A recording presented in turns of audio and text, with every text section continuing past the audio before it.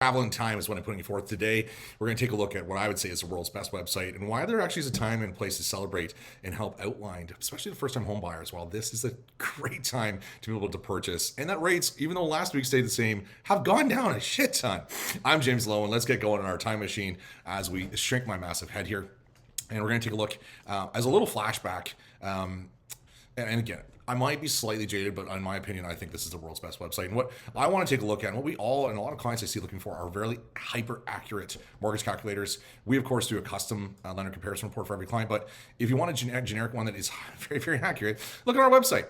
Underneath resources here, you'll see mortgage calculators. And what I want to try to do is to show, yes, we have seen prime come down, but what the affect has happened based on the decrease in fixed rates or variable rates, and also the changes since last December. And we've had a lot of fixed rates still continue to come down.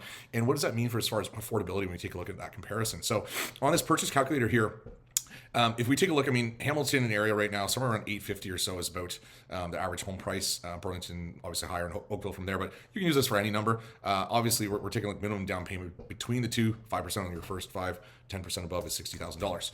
And now I want you to take a time machine back and take a look, and TD tells me not to share these, but I don't really give a shit. So, 3-year fixed back then, we were 681, 5-year fixed, 644, high ratio as well. So you're really sitting in and around the 6% kind of range.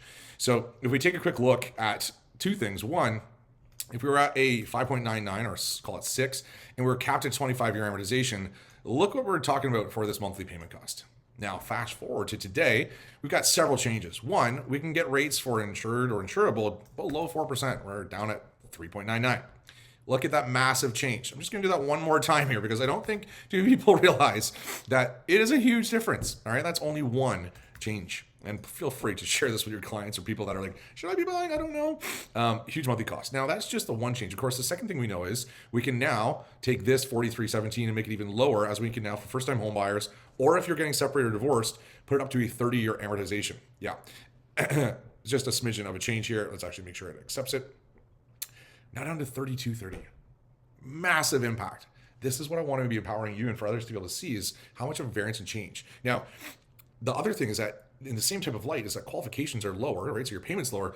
If it was 2 years ago and you had clients are like, well, we want to purchase at $1 million, we're only qualifying for 700, they will now qualify for 30% more.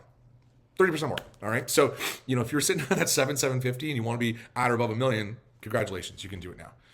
What is another opportunity? Well, if beforehand we were looking, of course, at a purchase at, say it was at 1.25 million, minimum down payment, as we know all that time, is 20%, sitting onto there, which unfortunately not a lot of people are sitting on 250,000. Now your down payment, we can insure these things. All right. So down payment is a lot easier to qualify for. All right. So same guidelines, 25,000 on the first, 10% on the second. So if you're trying to calculate that one, I'm sure you can do the simple math, but 1.250, if you just take off that first 500, we're at 750 times 0.1, leaves you 75,000 plus the 25 on the first. So instead of 250, you're $100,000 now down payment. Just a smidgen of a difference onto that. And again, if you're a first-time home buyer or getting separated or divorced, we can still go up to 30-year amortization.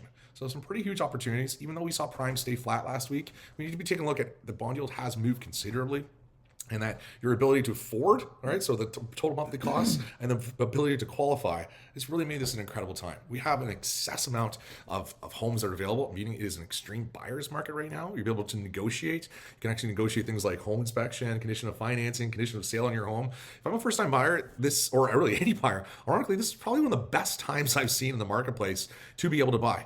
If you're negotiating, even with builders and developers, they're even negotiating right now as far as parking lots, build upgrades, appliances, closing dates, deposit schedules. So I find it rather ironic as people are saying, like, well, how is it for the mortgage marketplace? For me, I'm bullish. I'm buying properties right now. This is when I want to be buying, when I have all these, not waiting 3 to 6 months for tariffs to be over, and now all this pent up demand shoots off and we move into a seller's market, and I miss out on my opportunity for a lot of appreciation that's also tax free. I'm James Lowe. These are my thoughts. Hope you have yourself a fantastic day. Ciao for now.